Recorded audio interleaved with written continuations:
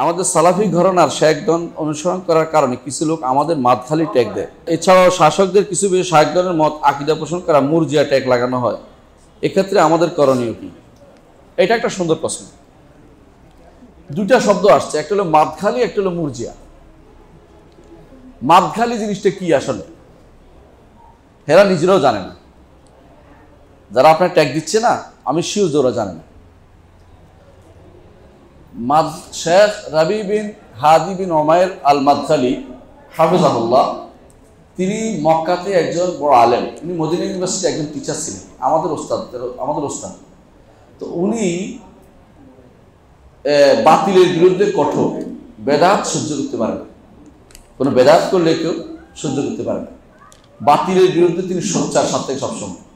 তো যারা দুনিয়াতে এই আমাদের দেশে যারা এইটাও চলে ওইটাও চলে, মানে ভালোও চলে মন্দও চলে, আছে না? অসুবিধা কি? সবাই ঐক্য করতে চায়।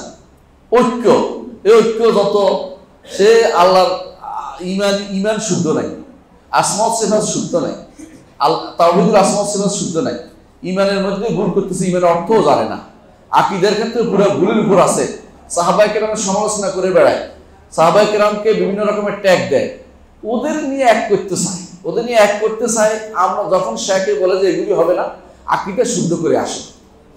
রাসূলুল্লাহ সাল্লাল্লাহু আলাইহি ওয়াসাল্লাম মক্কাতে যখন বলছিল তারা যে আপনাকে রাজত্ব চাইলে রাজত্ব দিব, রাসূল কি মেনে গেছে?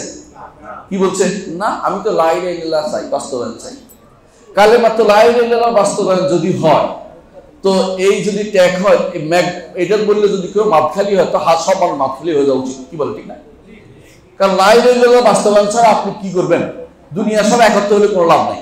যার মধ্যে লা ইলাহা ইল্লাল্লাহর খলল আছে, ডিস্টার্ব আছে, যে ব্যক্তি লা ইলাহা ইল্লাল্লাহ বুঝে না, আকীদা অর্থ বুঝে না, লা ইলাহা ইল্লাল্লাহ অর্থ করতে ভুল করে, এবং তারা আকীদাগত এক ডিস্টার্ব থাকেও আমরা ঐক্য করতে চাই, কিসের ঐক্য করতে চাই? এটা কি রাজনৈতিক ঐক্য না এটা প্রশাসনিক ঐক্য? কি ঐক্য এটা? এরকম ঐক্য বাংলাদেশে সব আমরা বাংলা ভাষাভাষী এক ঐক্য হয়ে আছে। কিন্তু আমাদের দরকার কি? আকীদাগত পরিশুদ্ধি, আমলগত পরিশুদ্ধি, আখলাকের উৎকর্ষ সাধন। এই তিনটা জিনিস না হইয়া আমরা শুধুমাত্র কেবল ঐক্য করে সাধারণ চিল্লে রেখে ঐক্য হবে নাকি? এরা কি করে? যারা মাদখালি ট্যাগ দেয় আমাদেরকে, সহি আকীদার কথা যারা বলে, ইমানের কথা বলে, এদের মাদখালি ট্যাগ দিলে ওইটা কানও নিবেন না। ইমাম শাফিঈ রাহমাতুল্লাহ আলাইহি তিনি রাসূলুল্লাহ সাল্লাল্লাহু আলাইহি ওয়াসাল্লাম পরিবারকে ভালোবাসতেন। এই জন্য কেউ তাকে বলতো যে আপনি তো হয়ে গেছেন রাফিজি। তখন তিনি একটা কবিতা বলছিলেন যে ইনকান আহুব্বু আলাল বাইতে রাফদান ফাশহাদুল আলামিয়ানি রাফিজি। যদি রাসূলুল্লাহর পরিবারকে ভালোবাসতে কেউ রাফিজি বলে, আমি সবাই রাফিজি, কোনো সমস্যা নেই। এই জন্য মানুষ কি বললো এটা বড় কথা না, আপনি কি করলেন আমি কি করলাম সেটা বড় কথা। আপনি আমি সবাই আমরা এটা বিশ্বাস করতেই হবে যে আমাদেরকে আকীদার পরিশুদ্ধি আসতেই হবে। যে আকীদাতে সমস্যা আছে, শিয়া হয়ে রয়েছে, খারেজি হয়ে রয়েছে, খারেজি আকীদা পোষণ করতেছে, মানুষের মধ্যে হানাহানি মারামারি তৈরি করতেছে, জায়গায় জায়গায় বোমা ফুটাচ্ছে, অথবা একে অপরকে ঘায়াল করতেছে, এই মানুষের মধ্যে তাকফীর করে যাচ্ছে, এদেরকে আমরা বয়কট করে চলতেই হবে। এদের সাথে ঐক্য করার সুযোগ আমাদের কোনোদিনই হবে না। যত কান্নাকাটি করে ঐক্য করার কোনো সুযোগ নাই। যারা ভুল পথে মানুষদেরকে নিয়ে যাচ্ছে, যারা মনে করছে যে এই কোরআন হাদিসের, এরা কি করছে? হাদিস কিছু মানে না, আবার এক গোষ্ঠী হাদিস মোটেই মানে না। হাদিস দিয়ে দলিল দিলে এরা কোরআন দিয়ে দলিল দেয়, এরা আবার নিজেদের বিবেক দিয়ে হাদিস শুদ্ধ করতেছে। এই লোকের সাথে আপনি ঐক্য করবেন কি করে? এদের সাথে আপনি ঐক্য হবে কি করে? এদের সাথে ঐক্য সুযোগ নেই। যখনই আমরা বলি যে এদের সাথে ঐক্য, তখনই আমাদেরকে মাদখালি বলা হবে।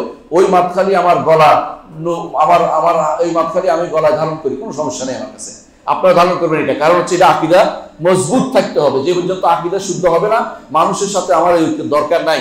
এত ঐক্য দিয়ে আমি কি করব? এত ঐক্য দিয়ে জান্নাতে যাওয়া যাবে? যদি আমি প্রথম এক কাতারে থাকতে চাই, যে কাতার সরাসরি জান্নাতে যাবে, আর বাকিরা 99 কাতার জাহান্নামে যাবে। হ্যাঁ, 73 কাতার, বাকি 73 কাতার, 72 কাতার জাহান্নামে যাবে। এটার ভিতরে না থেকে এক কাতারে হতে চেষ্টা করুন। যে কাতারটি জান্নাতে যাবে, সেই কাতারটি কারা? আকীদায় পরিশুদ্ধ যারা, ইমানে আমলে পরিশুদ্ধ যারা, এবং যারা আখলাকে উৎকর্ষ যারা। এই কাতারটি হচ্ছে প্রথম কাতার। এটা হচ্ছে রাসূলের কাতার, এটা সাহাবাদের কাতার। এই কাতারে আমরা থাকতে চাইলে ওই ঐক্যের চিন্তা বন্ধ করে দিয়ে আপনি এই অন্যদিকে ফিরে আসুন। কে কি ট্যাগ লাগাইলো এটা শুনবেন না। রাসূলের জন্য রাসূলকে কি কম ট্যাগ লাগাইছে?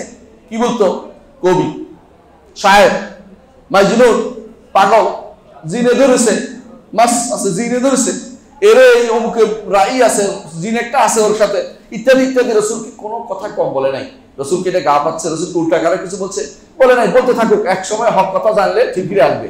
বহু মানুষকে দেখেছি গালি দিয়েছে অনেক আমাদেরকে, পরে যখন জানছে এরপর বলছে স্যার মাফ করে দিবেন, ভুল করেছিলাম, আগে তো বুঝতে পারিনি, মাফ করে দিয়ে রাখছে। কে অত যত মাফ, কারণ তো বুঝে না। রসুল যেভাবে মাফ করেছে আমরা এভাবে মাফ করে দিয়ে রাখছি, বুঝে না বলে গালি দিচ্ছে। কিন্তু এক সময় তো ফিরে আসবে, এই আশায় থাকতে হবে। আর যদি সবার সাথে আপনি ঐক্য করেন, জীবনও আপনার আকীদা শুদ্ধ হবে না, কারণ আকীদা শুদ্ধ করতে পারবেন না। ওই ঐক্যের আপনার দরকার নাই, ঐক্য দিয়ে যাবেনই না। বলে আকীদা শুদ্ধের কাজের দিকে আপনি আসুন। সে মাপখালি বলুক আর আমাদের আরো কিছু বলুক, আমাদের কিছু যায় আসে না। দ্বিতীয় অংশ, কেউ কেউ আমাদের কি বলে, মুরজিয়া বলে। মুরজিয়া সে বুঝেই না। মুরজিয়া কাকে বলে? ইতিহাসে মুরজিয়া হচ্ছে ওই ব্যক্তি, যেই ব্যক্তি ঈমান আনার পরে আমল লাগবে না বলে, অর্থাৎ ঈমান অর্থ শুধু বিশ্বাস, আমল লাগবে না বলে, তারা হচ্ছে মুরজিয়া। বুঝতে পারছেন?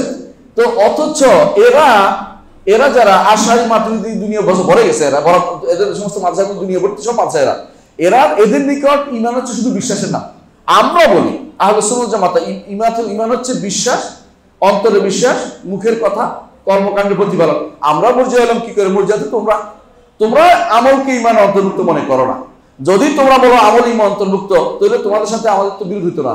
তোমরা ইচ্ছে করে আমলকে ঈমান অন্তর্ভুক্ত না করে উল্টা আমাদেরকে দোষ দিচ্ছ। আরবিতে এটাকে বলে রামাতনি বিদাইহা ওয়াসাল্লাত। তার দোষ, তার রূপটা আমাদের দিয়ে নিজে আস্তে করে পালাচ্ছে। সে হচ্ছে মুরজিয়া, কারণ সে আমলকে ঈমানের অংশ মনে করে না। যারা আমলকে ঈমানের অংশ মনে করে না, তারা কখনো সহিহ আকীদার দাঁড়িয়ে হতে পারে না। ইমাম বুখারী রাহমাতুল্লাহ আলাইহি বাবুল আল আমালু মিনাল ঈমান, বাবুন আস-সালাতু মিনাল ঈমান, বাবুন আল জিহাদ মিনাল ঈমান, একটা করে আমলগুলো ঈমানের অংশরূপে তিনি সাব্যস্ত করে দিয়েছেন। কারণ ঈমানের যারা বলে ঈমান একটি জিনিসের শুধু বিশ্বাসের নাম, তারা নামাজও পড়ে না, রোজাও রাখে না, যাকাতও দেয় না, হজও করে, কিচ্ছু করে না, তারপরে ঈমান তাদের থেকে যায়। কেন থেকে যায়? তারা তো আমল অর্থ, ঈমান অর্থ শুধু বিশ্বাস মনে করে বসে রয়েছে। আমরা বলি বরং ঈমান অর্থ আমল করার নাম। ঈমান অর্থ বিশুদ্ধ আমল করতে হবে, আজে বাজে আমল করলে হবে না, বেদাত করলে হবে না, ঈমান শুদ্ধ জায়গায় আসতে হবে। আমরাই শুধুমাত্র বলি। আমাদেরকে মুরজিয়া বললো কেন? বেহুদা। কেন বলে জানেন? একটা কারণ, সেটা হচ্ছে আব্দুল্লাহ ইবনে ওমর রাদিয়াল্লাহু আনহুকেও তখনকার দিনে যারা খারেজি ছিল তারা আব্দুল্লাহ ইবনে ওমরকে বলতো মুরজিয়া। সুবহানাল্লাহ। সাহাবী কেন বলতো জানেন? আমাদের সাথে যুদ্ধে আসে না কেন, আমাদের সাথে হানাহানি মারামারি লিপ্ত হয় না কেন? এই গোষ্ঠীগুলো মুফসিদগুলো আর জমিনের মধ্যে ফেতনা ফাসাদ তৈরি করে, এগুলি জায়গায় ফলাফল নিয়ে নষ্ট করতেছে, ঈমান নষ্ট করতেছে। ওরা ফলাফল সব ঈমান দেয়, ছাত্রদেরকে ঈমান নষ্ট করে দিচ্ছে। এরা চায় সব মানুষকে রাস্তা হানাহানি মারামারি করে লেখাপড়া বন্ধ হয়ে যায়, মাদ্রাসাগুলোতে লেখাপড়া না থাকবো, শুধু কেবল যেটা ইসলামের মৌলিক ফরজিয়াত সেটা আদায় না করে। তারা কি করে? যেই জিনিসটা ইসলামের সর্বোচ্চ শৃঙ্গ, নিচে নাই কিছু, উপরে এটা পালনের জন্য ব্যস্ত হয়ে পড়ছে। তার ঈমানে নাই, জিহাদ করে কি করবে? যে ব্যক্তি ঈমান শুদ্ধ না, সে যদি জিহাদে মরেও যায়, সে তো শহীদ হবে না, কিচ্ছু হবে না।